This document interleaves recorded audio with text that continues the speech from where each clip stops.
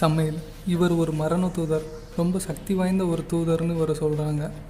இவரோட வேலை என்னென்னா, மனிதனிடமிருந்து ஆத்மாவை பிரித்து எடுக்கிற வேலை தான் இவருடையது. இவரை பற்றி 2 விதமாக சொல்கிறாங்க.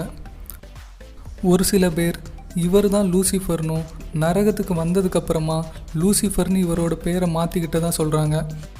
இன்னொரு சில பேர் என்ன சொல்கிறாங்கன்னா, கடவுளுடைய கட்டளைப்படி இயங்குகிற ஒரு தூதர் தான் சமையல்னு சொல்கிறாங்க. எபிரேய மொழியில் சமையலை பேய்களோட இளவரசன்னு சொல்கிறாங்க. வேறு கடவுளோட விஷம்னு சொல்கிறாங்க.